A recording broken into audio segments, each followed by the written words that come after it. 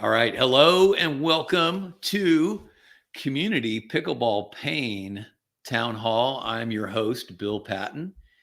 And today, what we're going to do is we're going to have a group discussion with various people in various communities around the United States and talk about what is the pain behind pickleball being so close to where they live and on tennis courts where they want to play and all of these various issues. So what I want to kick it off by introducing myself. My name is Bill Patton, and I am a 35-year tennis professional.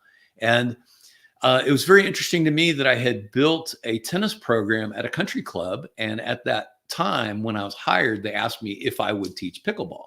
So in 2017, I said I was willing to teach pickleball, and I was open to it. It wasn't going to be my favorite thing to do.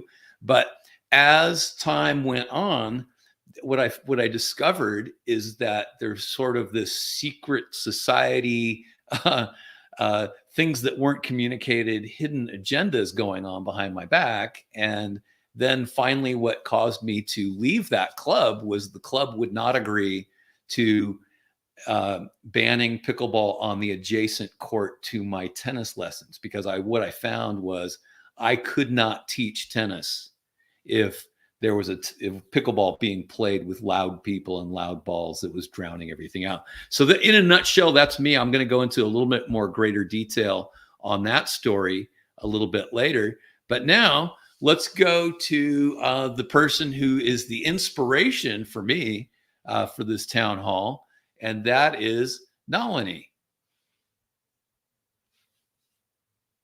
And I think you're still muted. Greetings. Thank you, Bill, for putting this together. We've been wondering where the tennis players are for the last few years. That's a great question. All right, so yeah, go on with your 90-second thumbnail. Sure. I live in La Cañada, Flint Ridge. It's a suburb, a beautiful natural setting. It's a San Gabriel foothill community. And we've had a couple of private tennis clubs here for many years. We have several public courts and that are owned by the school district, but we had one court that was owned by the city. And when my husband's been playing tennis there for going on now 20 years, and the neighbors there were very worried when they were told there was going to be a pilot for trying pickleball. The closest neighbor was only 23 feet away, and their home was elevated. And one of the first things that tennis players need to understand, or pickleball players need to understand, is that when you have people living or working higher than the top of the net, there's really no way to contain that noise. Even if you put up sound barriers of any kind, the only way to save yourself would be to have a roof, to have it be enclosed. So I pitched in and helped the neighbors file an appeal. We lost. The pilot went forward. The neighbors suffered a lot of health and psychological impacts. It was during COVID, and so it was really a lot of anxiety. But it took a couple years, but we finally closed the pilot. And in the meantime, I started meeting other people around the country who had the same problem. And the first thing that these we call them abutters, the people who live near the change courts. The first thing they'll tell you is that they felt completely alone. You've raised your family, you've lived in this country for your whole lifetime, and you never imagined that your own city would install some kind of a activity that would create health effects. And so I've been working ever since then to try to help people around the country by administrating the Pickleball Noise Relief group on Facebook. Okay. And so you've created, that's the group that you've created, yeah? Actually, Rob Mastriani, who lives in Cape Cod, he had the same predicament. The pickleball came in. It was very disruptive to him and his family. And he is one of those people that actually had to move out of the neighborhood to get away from the noise, which is shocking, Yeah. You would think it would be eminent domain if your city wanted to take over your home, But instead, they just allow this noise. They don't believe you that it's damaging. And so he started this group, and the very first day, he invited me to become his co-administrator. And we're now almost up to 700 members. We have a YouTube channel. We've been interviewing experts in the field, and Great. it's a pretty engaging activity. All right. And so we're going to move on to Shelley. All Hi, right. I'm Shelley. I live in Fircrest, which is sort of a little enclave in the middle of Tacoma, Washington. And in short, I've only lived here in this house for about 3 years. I live 40 feet from a tennis court that was just revamped last summer to paint new pickleball lines on it. And since then, it has just exploded. And I did get the city to change the hours that was open 24/7. I did get them to change it, but they changed it from 8 a.m. to 8 a.m. to 9 p.m., which is still 13 hours of pickleball a day. And they are very slow. They keep telling me, rest assured, we're going to do something, rest assured, but nothing. I can't get any kind of plan. Like, how was there any community input to this when this was decided? Back when they got the grant, no response on what kind of community outreach did you do? Nothing. So I just keep getting this, yes, rest assured, we'll be doing something. Okay. I'm on high blood pressure meds, and I'm now bringing it up to my counselor too. So it's like, yeah. It's all right. hard. So, all right. So now, as promised, I wanted to kind of get into what's the purpose of this conversation. And one of the strongest principles that that good leaders follow is that they listen. They listen to people. And I'm very concerned that people who are in positions of authority to make decisions that are affecting people's lives are not listening, and they're not acting according to what they're hearing. So this is very concerning. One thing that is kind of like philosophically an underpinning of mine and part of the way I live my life is I remember studying philosophy, and there was this conflict between John Locke and Thomas Hobbes. So if you remember your freshman, philosophy, basically one proposed that absolute liberty was the way, and then the other argued that liberty finds its end when it encroaches on someone else's liberty. So I think, and this is something that's happening in our society kind of globally, is we have people who will enforce their liberty on other people.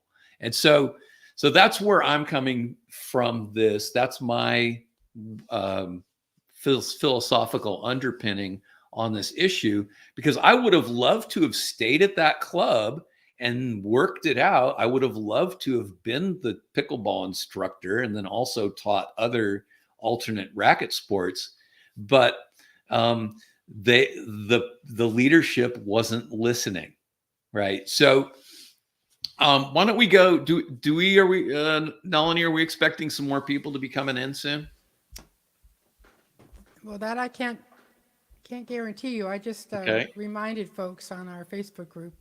All right, because we do have people watching. We do have people watching. And so now, why don't we go a little deeper? Shelley, why don't you tell us a little bit more about the story of how you've interacted with, the pickleball people, or, the leadership of your area, and some of the landmark things that have happened over that time. What period of time are we talking about? Well, so I moved in here in 2021, and I didn't actually bring it to the city's attention until last August. And I'm new to this pickleball group. I'm very fortunate that I found it, and thank you, Nalani, for running it. So I'm learning a lot of things, and what I've gathered so far is that the city of Fircrest got a grant before I moved in here to revamp tennis courts and various other things. I haven't gotten a copy of that grant yet or whatever. I don't even know if I need to. Anyway, so they came out in August. It was the parks director, the public works guy, the maintenance lead, and they were all very empathetic about the pickleball thing. They already had approval, they said, financial approval from the city manager to do some mitigation measures, which I had no idea if that would work or not. And since then, it's just been me emailing the parks director, sometimes various other people, city manager, the mayor, blah, blah, blah, monthly, to just basically, where are we at? Where are we at? What are the next steps? What's happening now? When are we going to get this? Can I get an ETA? I'm getting nothing. It's just now it's supposedly they are about to pick up the nets, the soundproofing nets, which I've heard don't do much, especially if you're 40 feet away. So I don't know what else they're going to do. I've brought up reducing the pickleball hours because the tennis players are unable to get on the courts. So the pickleballers just come in and they just take over. And where there's 3 tennis courts right next to my house, that's 6 pickleball courts. And I've logged decibels, anywhere from 60 to 90 peak for 13 hours, and it's not 13 hours every single day, but it's like on a nice weekend, like we had last weekend. It was both days. And, people blare their music over there and, and the city just they don't enforce it. So I can call 911, non-emergency, and ask them to go visit them, but it's not the city of Fircrest 911. They have to send it over to, and it just doesn't happen. And then sometimes they show up, sometimes they don't. Mostly they don't. So I don't even know if they're getting the message, but I don't feel like I can talk to anybody about that. That's why I'm so happy that, like Nalani said, we feel like we're alone. Yeah. And, I'm going to get into more about that not listening thing because that is very concerning. I mean, it's like the stuff of science fiction movies, where people are trapped in a dystopian society and the authorities rule everything, and don't listen. So, but now, Shelley, let's dig a little bit deeper into what you personally have experienced from the noise. Well, I did go on high blood pressure meds because my blood pressure was creeping up and up and up. And I just didn't see that I couldn't do anything about it. It was just really frustrating. They wake me up sometimes because I'm retired. So sometimes I can sleep in until 8 o'clock. And so they wake me up since they're open until 9. It's like, I can't be on my deck. I have a deck it's facing, there's also a playground next door, which is like unbelievably nothing compared to the pickleball courts. And it's a playground full of toddlers. So screaming toddlers, parents, blah, blah, blah. That's nothing compared to the pickleball noise. And so I'm out on the deck and I'm having people over for dinner or whatever. And all I hear is and screaming. And there's no peace to be had. There's just no peace. I can't be in my house and have quiet. Yeah. And I don't expect to be, I'm next to a playground. I don't expect to be super like pin drop quiet. I just expect to have a little peace sometimes during my day. Yeah. Well, it's funny because I can relate to kind of the soothing noise of screaming kids because they're having fun, right? So, I mean, for whatever reason, being next to a pool where there are children in the pool and they're making that joyful squealing noise, it kind of fills your heart with joy. But hearing adults making those noises and or the anger. See, the thing that is interesting to me is I always tell people this. If you go to a place where there are 4 pickleball courts and they're all being used, every 2 minutes, you're going to hear a curse word, because, and it's like, what is the attraction? I don't understand that. I mean, and that kind of stuff also wears on me personally. So I suffer from tinnitus. So I have to be very careful about, how loud do I play my music and a lot of other things. And I noticed that just being next to pickleball for more than about 15 minutes had my ears ringing, and then that ringing stays on, and that's my own personal problem, right? But you kind of would hope that people would have some concern for your hearing, but Yeah. they don't. So, Nalini, can you kind of get into kind of the your experience of what the Sure. noise has done for you? Well, I mean, and by the way, I don't live next to courts, so I'm really fortunate, and that's one reason why I feel almost a calling to help these people because I'm not suffering the stress. But let me point out a couple of things that I've learned along the way. So pickleball is a very short game, like between 11 and 15 minutes, and there's going to be room for at least for a maximum of 4 pickleball courts for every 1 tennis court. So if you had 3 tennis courts that were converted to pickleball, you've got 12 pickleball courts. Each one has 4 players for 15 minutes or so, and then there's a rotation. Then a new group comes in, and a new group comes in. And to keep in mind that the number of pops, impulsive strikes that you hear in 1 hour for 1 court is about 900.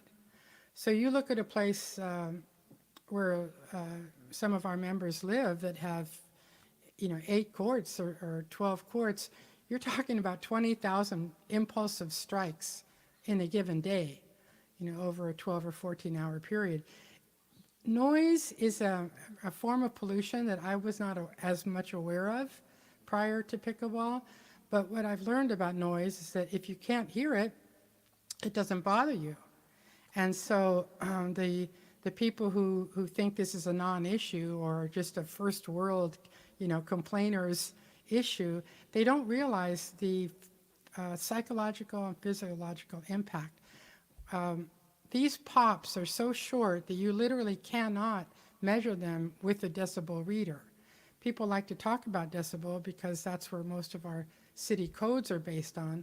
But those codes were written mostly in the 70s and 80s, and they didn't have in mind impulsive noise.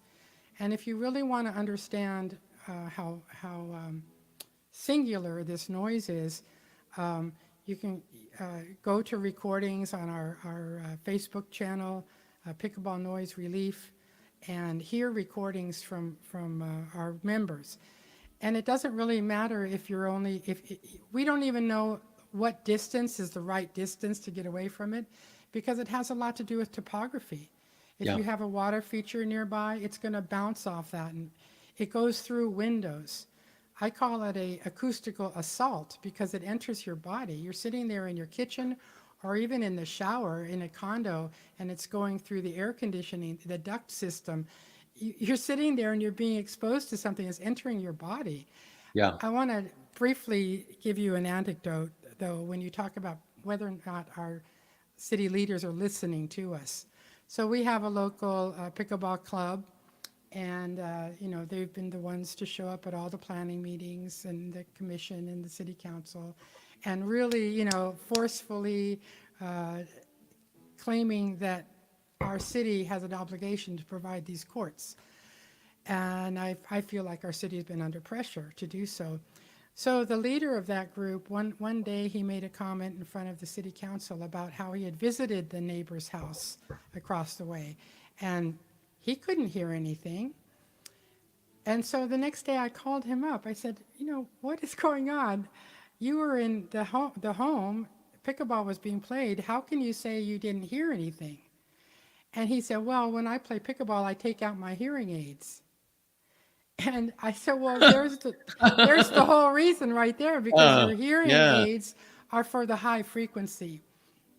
And that's what makes this sound so different from children playing soccer, baseball, traffic. Those are all very long spectrum of sound, whereas the pickleball is, we call it the shotgun's little brother, or fireworks. I live where there's a lot of mountains.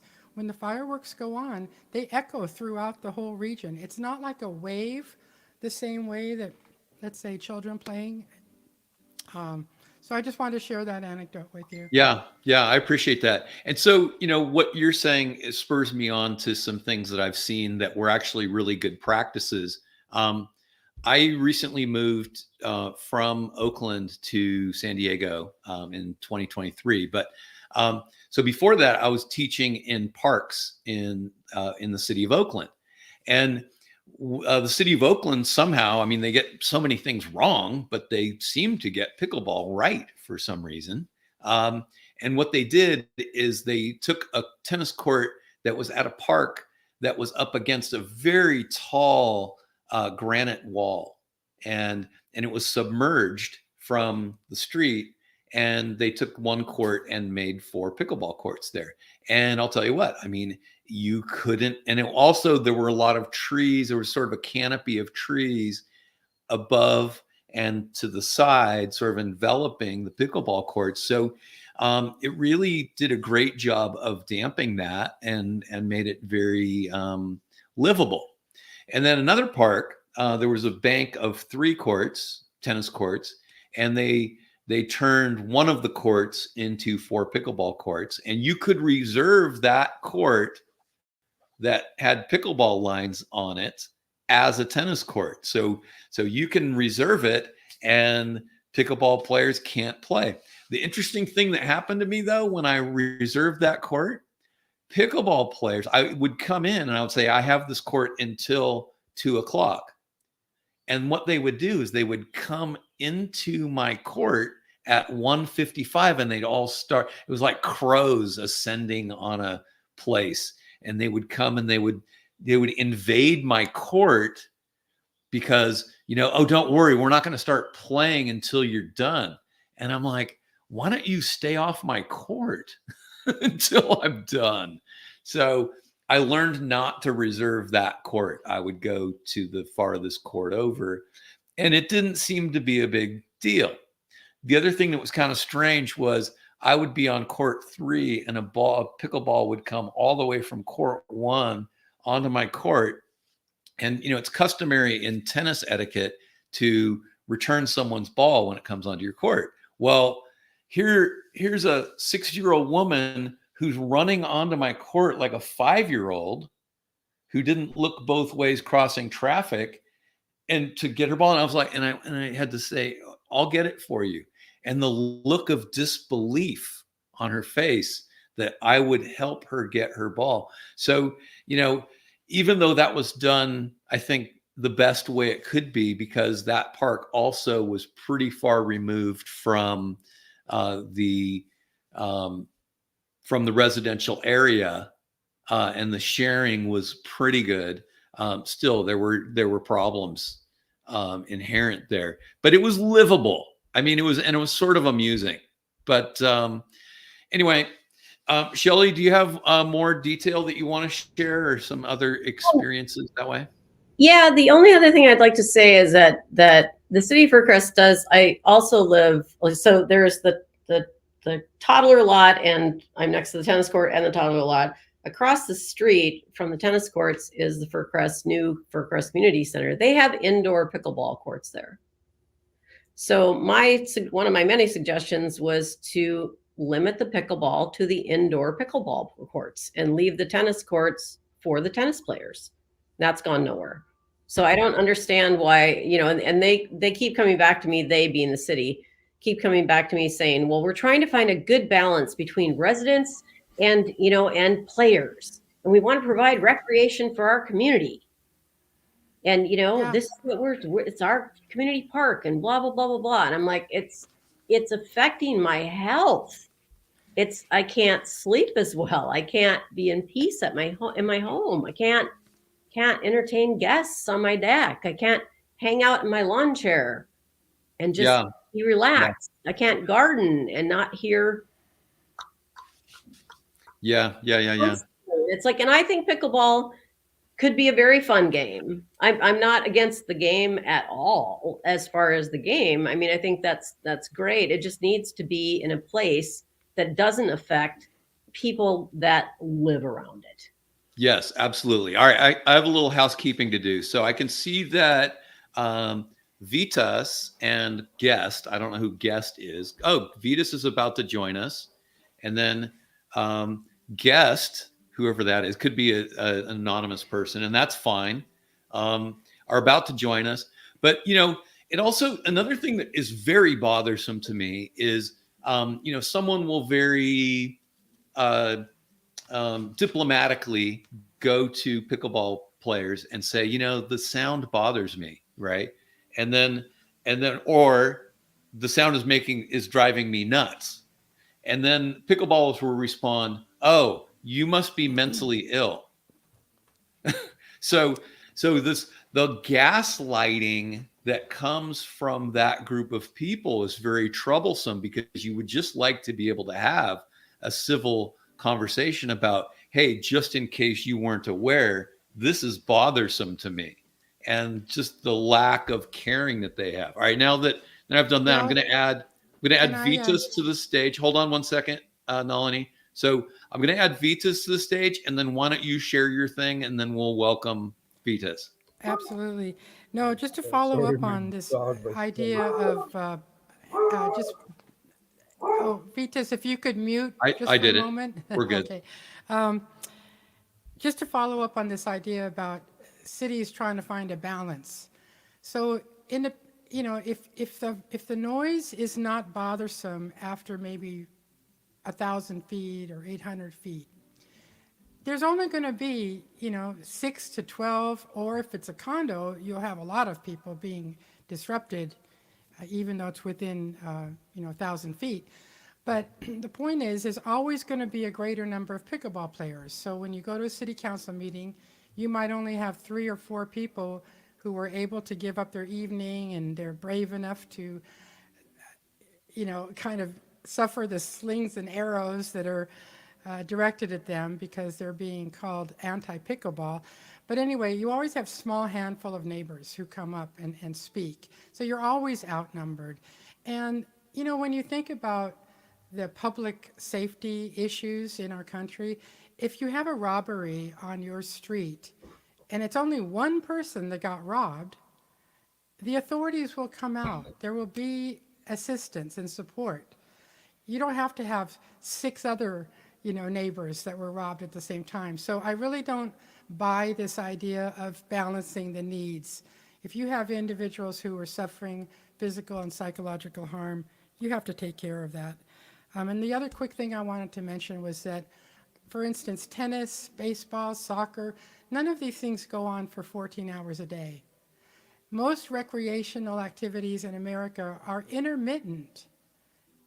And pickleball, for some reason, is getting some kind of a special treatment where it's able to be played from dawn to dusk, regardless of the impact to people, animals, and the ecosystem.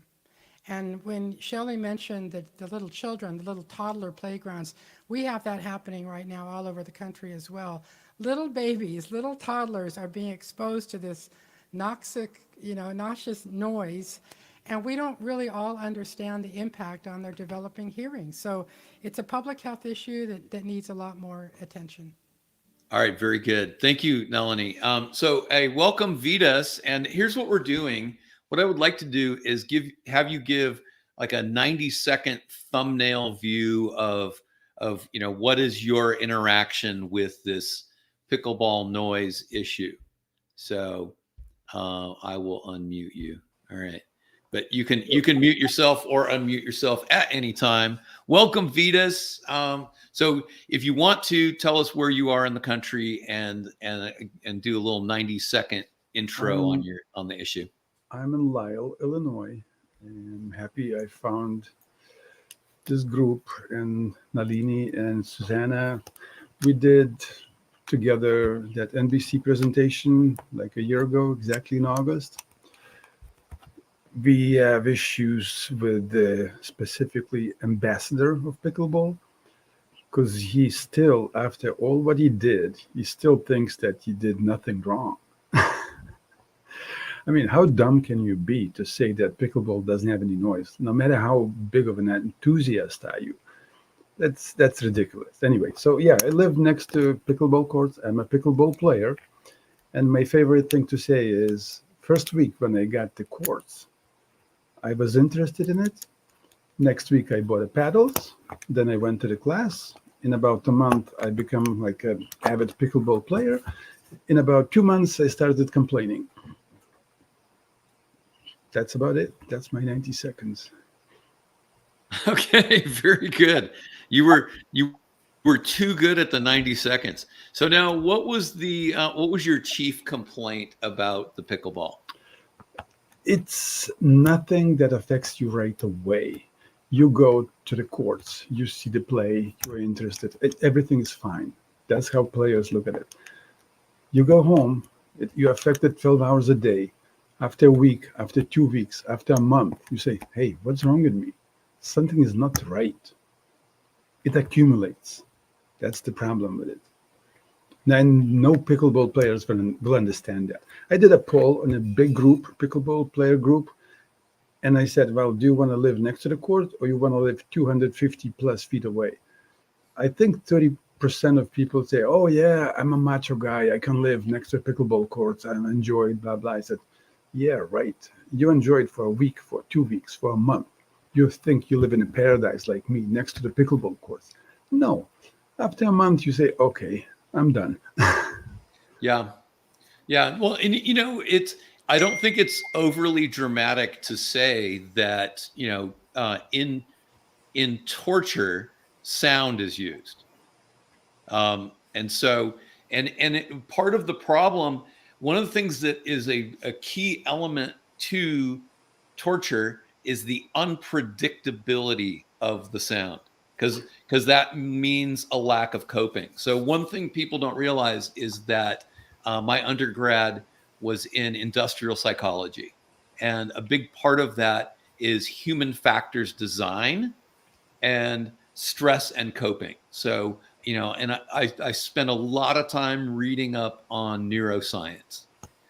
So this is my specialty, is these things affecting the brain. And I myself have had to make different adjustments to the way I live my life because I've had two pretty catastrophic brain traumas. So, so when people disregard the needs of someone who's feeling this torture, I mean, that's about as calloused as you could possibly be. I mean, I think the first thing we ought to do is we should have utmost regard for the fact that no matter what we do, it should not harm someone else. So, and Nalini and I were having discussion, over the phone the other day about how, in some communities, there are gun ranges that are too close to people's homes. And it's the same issue. Here in downtown San Diego, we have a problem with motorcycles that don't have the proper sound, muffler and sound abatement, and they ride their motorcycles at 3 o'clock in the morning and wake everybody up. I mean, noise is a major problem. So, where do we go from here? Do we have any practical suggestions for things that have worked and to how to get people to listen? And I'm actually going to start because I don't want to wait. I think we have to play pickleball's game, because what they do is they get all their crazy friends to come from out of town, and they don't tell anybody. It's pernicious. They will recruit everyone they know who plays pickleball for 10 to 20 miles around, and they'll all show up at a city council meeting, but they don't disclose that they are not a member of that community. So I think when people make public comments against pickleball, they should also say, I'm a member of this community, and can we require people who speak to say, are they a member of this community? And let's have a show of hands in the audience. Who lives here? So that there can be more sunlight shown on this very dark thing, because unfortunately, many pickleballers, not all, right? Not all, can't overly generalize, but many pickleballers exhibit addictive narcissistic tendencies. And so, and they're fully willing to gaslight and deceive and outright lie about things. So so I think we have to be cognizant of that. We have to understand their strategy and have ways to mitigate it. Who'd like to follow on that? I have a point to make about California hotspots. We call any court that's had noise complaints, we call them a hotspot, and we have a map on Google Maps tracking those across North America. And in California, we have a really fantastic law, the California Environmental Quality Act, which requires all public agencies that are proposing a development to go through a rigorous analysis. How will this project impact the water, the air, traffic, public safety? Noise is one of the elements. And what we have found in the past 4 years, as the number of ambassadors exploded from several hundred to now over 3,000, these people are operating with almost a playbook where they know kind of the steps to take. And one of the steps they're taking in California is that the cities are excusing themselves from the Environmental Quality Act. They're claiming that there is a exemption. Well, I mean, there is an exemption for going through an analysis, which is called a minor alteration of an existing facility. But I think all of our members can explain, with their real life experience, this is not a minor alteration. This is not just repainting a surface of asphalt. And yet, the state doesn't have a mechanism to be able to require an analysis of this exemption. So that's one area that I'm working on, is to try to get the CEQA, it's called, CEQA, to get that law recognized. Just the other day, there was a hearing, or a general meeting of our city council, and one of the council members, basically dismissed the importance of going through a process like this. And he said, well, CEQA was written in the 70s, as though that is some kind of a reason to not obey the law. But this is a law, and I think it has not been fairly implemented. So that's one of our strategies right now. Yeah, and that speaks to another very strange way that people have lost their logic, because it's like everything that came previous was wrong. Well, no, those people were actually pretty intelligent about a lot of things. So, yeah, and all ordinances came in the past. So, this whole it's a very interesting lack of logic that goes into that disregards what people are saying. And I think one of the interesting positive things that I think has come about in society is more and more people are about validating people, right? And so, one of the new morals of this decade is not to minimize other people's problems. And it's a great thing. So let's do that. Let's not minimize other people's problems. All right. James is trying to connect. It says device not connected. I'm hoping that he can get in here somehow. Does somebody know who James is?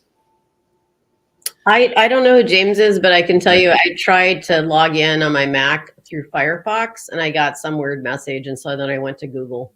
Okay, good. Yeah. So if somebody knows James, let him know that he's going to have to go through, Google is, Chrome is best. Safari, I also think works. Firefox is not supported. I don't know why. All right.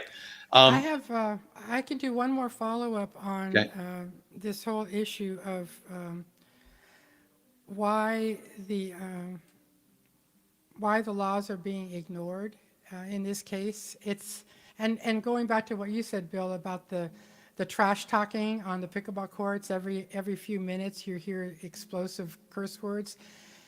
Something about noise that people don't understand is that if you're the one causing it, if you're the one holding the firecracker, let's say, it's not going to affect you the same way as it's affecting a person who's sitting over there trying to read a book, and all of a sudden this loud pop happens. if you're the source of the noise, so the pickleball players themselves, they are getting almost a benefit from the noise. You know, they're in the sun, they're playing with their friends, they get to, you know, try new outfits and new toys, and there's a lot of pleasure associated with that. So for them, they just don't understand that somebody else is going to be negatively impacted. And I think sometimes I call it, you know, like going back to their childhood, you know, being on the playground and really not caring what the adults are saying. And they're yelling and screaming and having fun. It's almost a fountain of youth for a Yeah. lot of these people, especially people who hadn't been physically active before. So I think that needs to be recognized. You know, the sound is going to be interpreted differently depending on if you're the one who's making it or you're the victim of it. Yeah, it's a great point. So, I mean, I have more, but if Shelley or Vitas would like to chime in, go ahead. I can do my 90 seconds. In that famous NBC thing in August, you mentioned about the torture. My 1 minute clip was like saying, I was saying like Chinese torture. The NBC edited the word Chinese out. We were laughing about it. That was like funny. Anyway, so my story is like, I contacted the state senator. He was involved. Nothing. We did zoning commission. People voted. We need zoning differentials for pickleball. Village said no.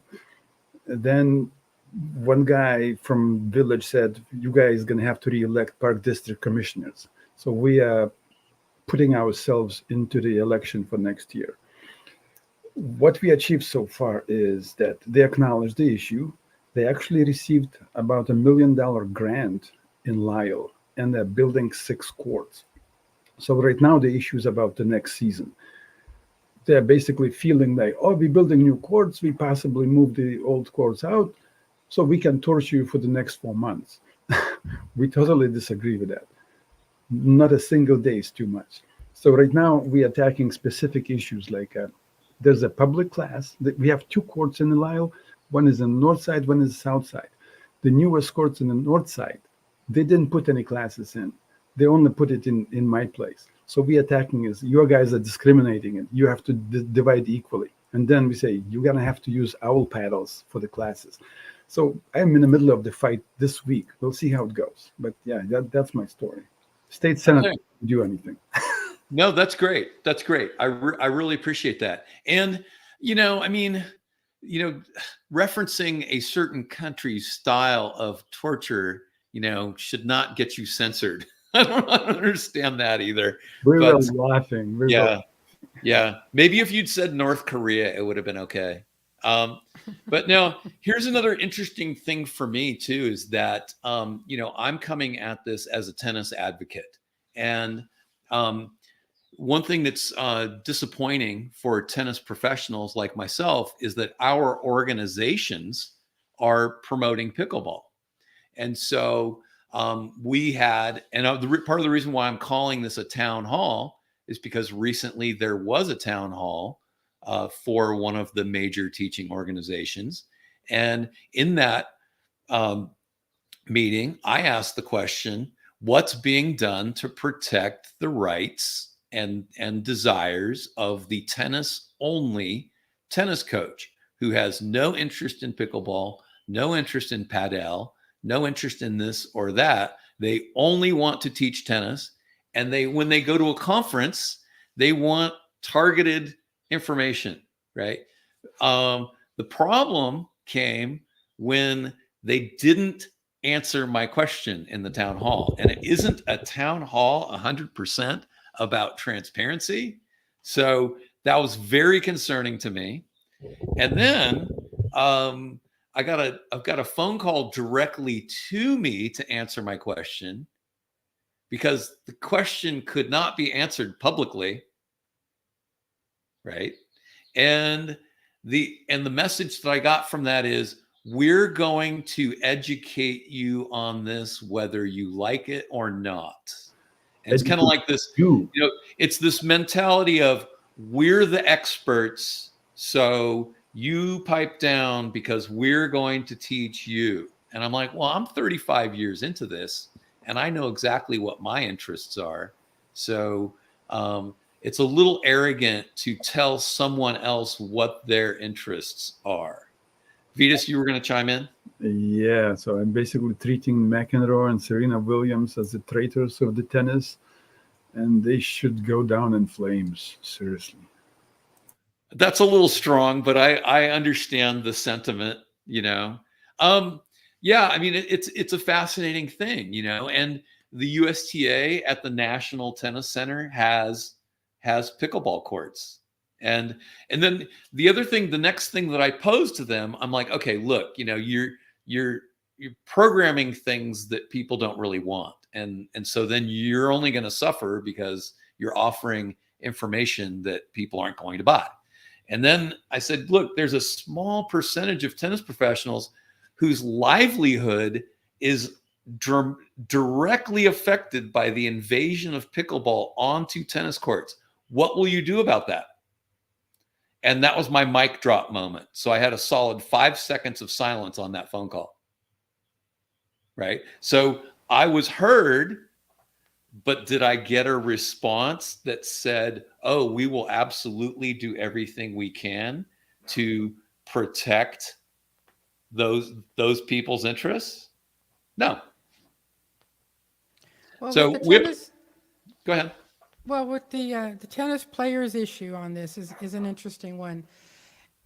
Public courts in small neighborhood suburban parks is the main place where this conversion or dual use of tennis courts has taken place. And most tennis players have 1 or 2 or 3 regular partners. They might play a couple times a month, maybe once a week, a couple times a week if they're retired. And the games last an hour and a half, 2 hours. Forcing tennis players to play next to pickleball is completely an incompatible relationship. It's impossible to keep your focus with all this racket and yelling going on right next to you. But the problem we've had is that on the public courts, these different tennis players are not organized into clubs or groups necessarily. So it's not like they could see something coming where all of a sudden they're at risk of losing their local courts. And so they didn't organize. They're still not organized. We have been reaching out to USTA and asking them the same question, what are you guys going to do about this? And I think they're pretty influenced by the fact that they have corporate sponsors, you know, equipment manufacturers that are selling tennis rackets and paddles and, you know, balls for both sports. So there is, you know, multiple interests from the USTA to make sure that everybody's happy. But I hope this is the beginning of a turnaround where people realize, look, tennis is a beautiful game. It teaches civility. It teaches all kinds of wonderful discipline. The children love it. The young people love it. Let's protect our tennis courts. Our local school board, they hadn't resurfaced the 8 tennis courts for 25 years. Well, if you don't resurface and take care and maintain your tennis courts, then you're going to end up being accused of having underutilized courts because no one wants to go play there and trip and hurt themselves. So let's get these tennis players motivated to, you know, get involved, save their public tennis courts, support their public tennis courts, support the school programs, and I think that will end up making a difference in the long run.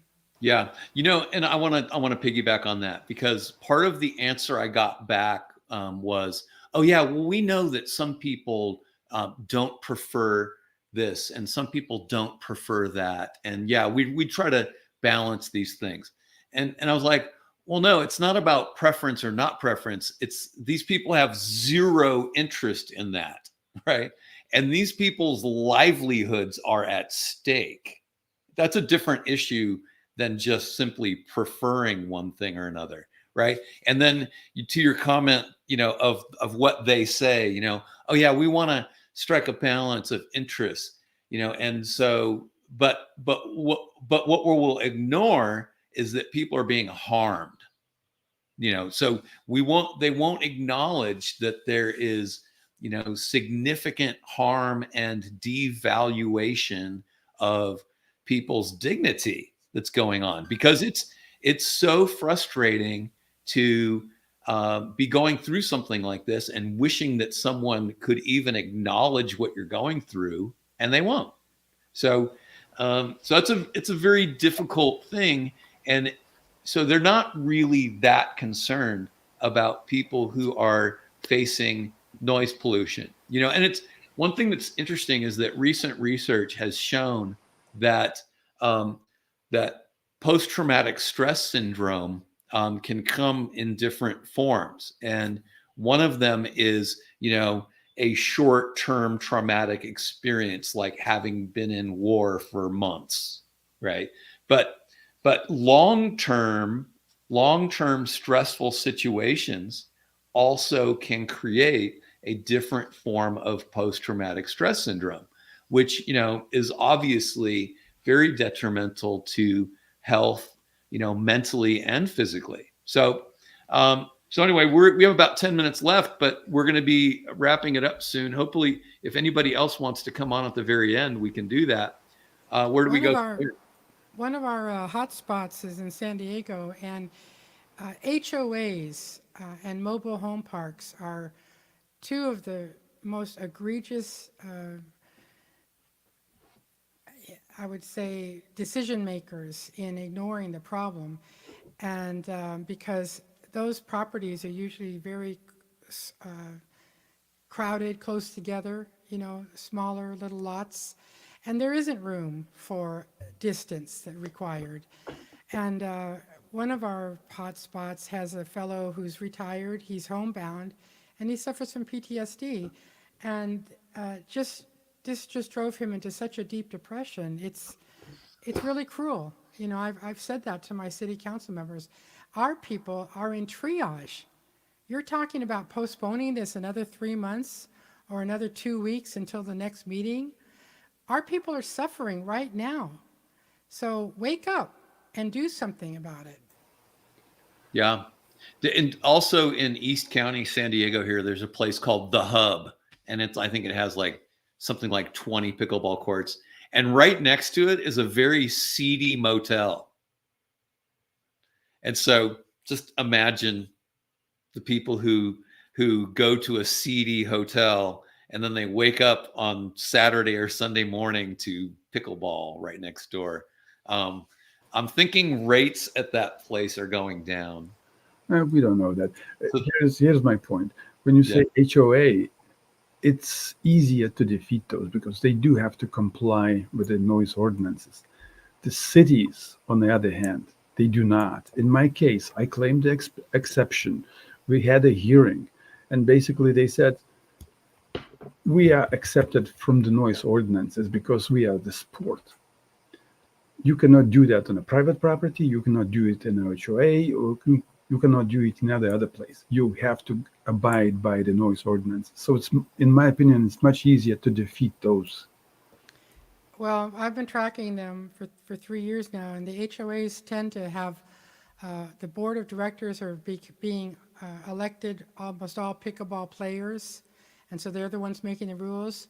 And we have so many instances where the city will not interfere. They'll not take that forward motion to make sure the HOA is following the guidelines, or the county might be right next to the HOA, and the county also has noise ordinances that are no longer appropriate for this noise. So we've seen a lot of abuses on HOAs, and we hope in this next year we'll be able to close a few of those courts. Well, the good news is in the last 2 years we achieved a lot. Nobody in the country can say now they know nothing about pickleball noise anymore. So to me, that's a huge achievement. No, that's great. And Agreed. that could be our closing thought, because I don't know that we have a lot more that we can say. I mean, it's a shame that some people's solution will be having to move away. It's a shame that some communities will have declining property values. it's a shame that the market will decide, so to speak, which is, very Machiavellian way to think about it. But, why can't people make better human decisions for their neighbors? Well, they have to understand the issue first. They do not. All right. So let's close this thing down here. Shelley, does anybody have any closing thoughts? Why don't we go around and maybe give one thought that you would like to be your take home for someone else to take home today? I say just keep fighting, keep bugging them, keep emailing them, keep talking to them, keep them engaged, however you need to do it. Because in the city of Fircrest, at least, only the squeaky wheels get any attention at all. So I'm trying to be that squeaky wheel. Okay. Feed us. 100% agree. That's the right solution. And we have to keep sharing the experiences. Like Susanna shared that sign that I right away emailed to my city. Are you guys like trying to invent a bike? I mean, even you get 20-30% savings in the noise using owl. I'll take it. I'll take it. I guess my closing comment would be that one of the advantages of the pickleball players say of their sport is that it brings them in contact with new friends. And I have met some of the most fabulous, wonderful people who, through our pickleball noise relief group across the country, they're brave. A lot of people won't come on a broadcast like this because their pickleball group make fun of them. There's vandalism. There's people yelling at them. There's snarky comments. So it takes a lot of courage to do this fight. And I just want to thank and congratulate all those people that are working so hard to protect their homes and their property. Yeah. And I'll end with this. The only way for evil to succeed is for good people to do nothing. So I'm done just sort of waiting and seeing, because I see how it's going. And I think it's important to engage and redirect. I mean, I think the most important thing is be the diplomatic one, be the adult in the room, and try to get people to come back to their senses, so that they will have a greater regard for the feelings and the welfare and the health and safety of others. So, hey, thanks for everybody for coming on. Thanks for hosting, Bill. Great Thank idea. you. And what we'll do is I'm going to edit this. And so a lot of the little pauses and ums and ahs will be out of it. And once that final product is ready, then please share that out to people. And we might, start making also, and feel free to also edit it yourself. If there are little seminal, minutes or 90 seconds that you want to share on social media, feel free to do that. I don't care. Just don't do selective editing that makes me say something embarrassing. All right. But so with that, I plan to do another one of these sometime. It could be monthly, and we hope to hear a lot more voices of people who are facing the same issue. So thanks for everybody. Thank you, Shelley, Vitas, and Nalini for coming on. And thank everybody who's watched. We've had a solid number of people watching, and many more will see this in the days and weeks to come.